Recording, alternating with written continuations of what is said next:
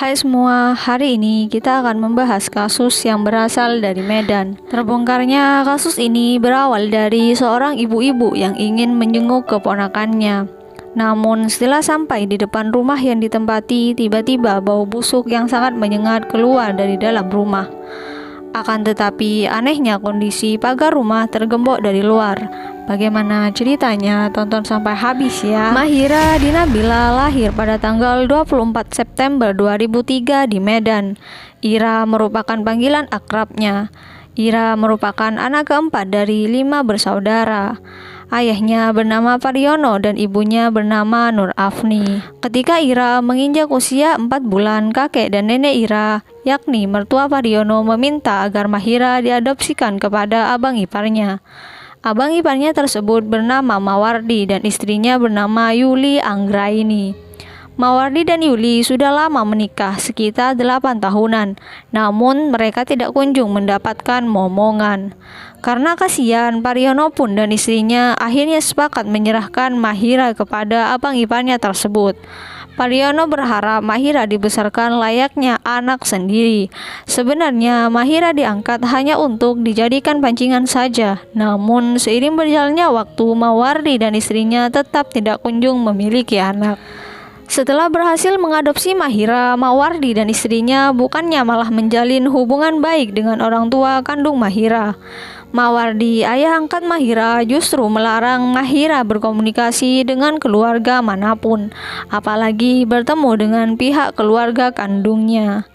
Singkat cerita, pada saat Mahira SD, mama angkat Mahira yakni Yuli Anggraini sempat menyerahkan kembali Mahira. Mahira diserahkan kembali ke orang tua kandungnya. Namun tiba-tiba Mahira kembali diambil begitu saja oleh ayah angkatnya dari rumah orang tuanya. Suatu hari orang tua kandung Mahira dan orang tua angkat Mahira pernah bertemu. Mereka bertemu di acara hajatan keluarga. Pariono, ayah kandung Mahira, memperhatikan Mahira. Begitupun sebaliknya, Mahira juga curi-curi pandang karena Mahira takut diketahui oleh ayah angkatnya. Rupanya acara hajatan itu merupakan kali terakhir orang tua kandung Mahira bertemu. Mereka tidak pernah bertemu lagi hingga usia Mahira menginjak 19 tahun. Pada tahun 2016, orang tua angkat Mahira bercerai. Mahira pun tinggal bersama ibu angkatnya di rumah yang selama ini dihuni oleh mereka bertiga. Kebetulan sertifikat rumah tersebut atas nama ibu angkatnya, sedangkan ayah angkat Mahira harus keluar dari rumah itu. Tak lama dari perceraian itu, ayah angkat Mahira menikah lagi. Tahun 2021 merupakan tahun terberat bagi Mahira, karena pada tahun itu ibu angkatnya meninggal dunia. Mahira harus tetap berusaha sabar meskipun sebenarnya sangat berat. Kepergian ibu angkatnya inilah yang membuat Mahira tinggal sendirian di rumah itu. Namun tak lama kemudian Mahira memilih tinggal dengan keluarga Oki Andriansyah. Oki Andriansyah merupakan paman Mahira dari pihak ibu angkat. Akhirnya rumah itu dihuni oleh ayah angkatnya bersama dengan keluarga barunya hingga tahun 2022. Paman Mahira mengatakan bahwa semasa ibu angkatnya Mahira masih hidup, rumah yang ditempati Mahira daerah Kompleks Rivera, Kecamatan Medan Amplas, Kota Medan. Secara lisan rumah itu diwariskan kepada Mahira. Pada September 2022 saat Mahira ingin kuliah, dia kembali tinggal di rumah warisan tersebut, sedangkan ayah angkatnya harus keluar bersama keluarga barunya. Mahira Dinabila berkuliah di Universitas Sumatera Utara dengan jurusan sosiologi. Selama menjadi mahasiswi yang tengah menginjak semester 2, Mahira dikenal sebagai anak yang pintar, baik dan juga mudah bergaul. Mahira berusaha membiasakan diri tinggal sendiri di Kompleks Rivera yang memang rumah warisan ibunya. Sudah 1 minggu Mahira tidak masuk kuliah. Teman-teman kampus Mahira khawatir dan berusaha menghubungi keluarga. Salah satu teman Mahira menghubungi istri dari Oki, paman Mahira. Mereka dihubungi lewat DM Instagram tanggal 3 Mei 2023 sekitar jam 10 malam. Mendapat DM seperti itu, Oki dan istri panik. Pada malam itu juga mereka berinisiatif untuk mencari keberadaan Mahira. Mereka ingin mencari Mahira ke tempat rumah yang ditempati Mahira. Namun sebelum mereka berangkat, mereka berusaha terlebih dahulu untuk menghubungi Mahira, namun tidak ada hasil. Setibanya di sana, ternyata rumah Mahira terlihat gelap. Sepeda motornya terlihat terparkir di halaman rumah, sementara saat dipanggil-panggil tidak ada sahutan dari Mahira. Namun anehnya, kondisi pagar rumah Mahira tergembok dari luar. Merasa curiga, Oki lalu menghubungi satpam di perumahan tersebut. Kemudian Oki dan satpam memanjat ke lantai 2 rumah Mahira. Dari sanalah aroma busuk mulai menyengat. Di situ juga ada jejak pintu besi masih bisa dibuka. Oki dan satpam berusaha mendorong dan terbukalah pintu itu sedikit.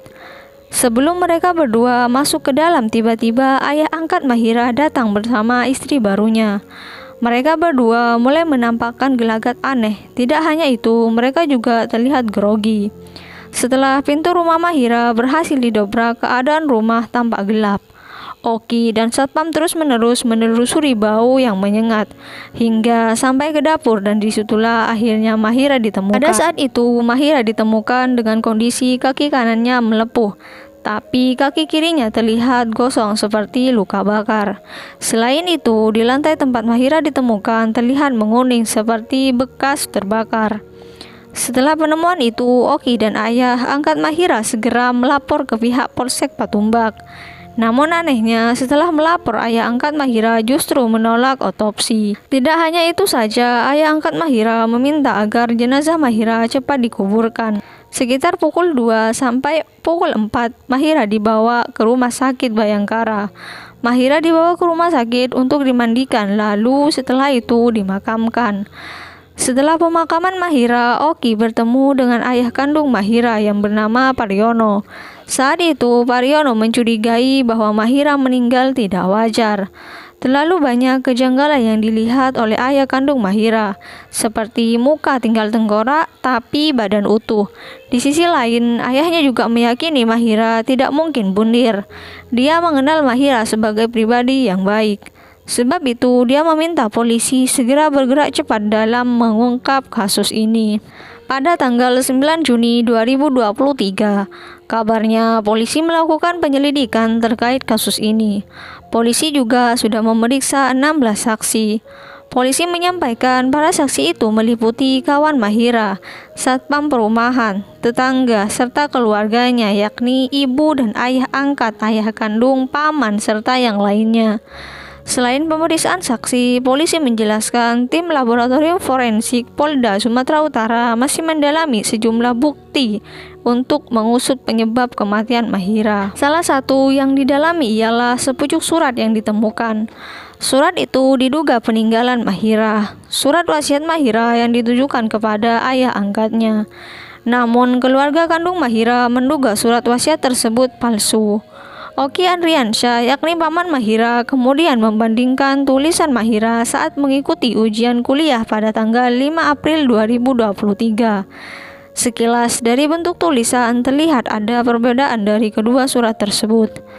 Di surat wasiat tersebut, Mahira menulis kalimat dengan huruf miring seluruhnya. Sedangkan pada kertas ujiannya, hurufnya terlihat tegak. Kecurigaan lainnya menurut Oki soal panggilan Mahira terhadap ayah angkatnya. Polisi terus mendalami kasus ini. Dari hasil penyelidikan sementara, Mahira diduga bundir. Hal ini kembali diperkuat dengan hasil penemuan terbaru pihak kepolisian. Pihak kepolisian melakukan pemeriksaan handphone milik Mahira.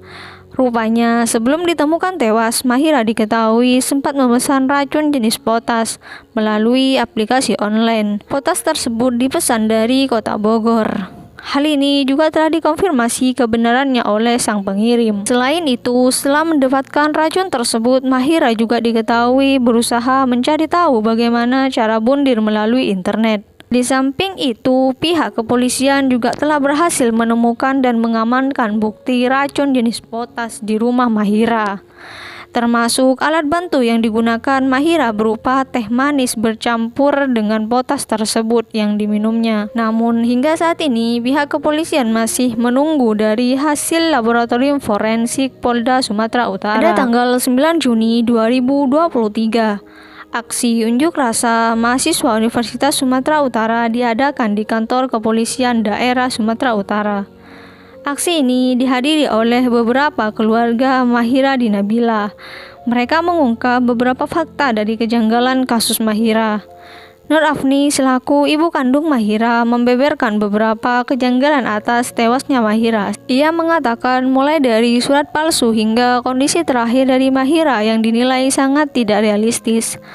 Bagian kepala hanya tersisa tengkorak, bahkan rambut juga tidak ada. Terdapat bekas luka bakar, tapi badan tetap utuh. Hanya itu, keadaan rumah saat ditemukan Mahira berada dalam keadaan terkunci dari luar. Pada saat ditemukan, terdapat surat atas nama Mahira dan sebotol pembasmi serangga yang masih tertutup rapat. Pasalnya, tulisan tangan yang disurat sangat berbeda dengan tulisan asli Mahira. Oleh karena itu, Nur Afni sangat yakin bahwa hal ini butuh penanganan ahli forensik dan penegak hukum. Sejalan dengan Nur Afni, mahasiswa sosiologi 2022 Putri Safikoh Dowi, teman Mahira, dia merasa bahwa terlalu banyak kejanggalan untuk dikatakan kasus ini bundir. Dia mengatakan, besar harapan saya agar hasil otopsi yang sebenarnya lekas dikeluarkan. Semoga atensi mahasiswa Universitas Sumatera Utara tak lepas dari kasus ini. Itulah cerita mengenai kasus yang berasal dari Medan. Bagaimana menurut kalian? Silakan di komen di kolom komentar. Semua informasi dari awal hingga akhir berdasarkan artikel-artikel yang sudah tersebar di internet. Terima kasih untuk kalian yang sudah nonton sampai habis. Jangan lupa di like, komen, serta share ke sosial media kalian. Jangan lupa di subscribe. Kita ketemu di konten-konten selanjutnya. Terima kasih.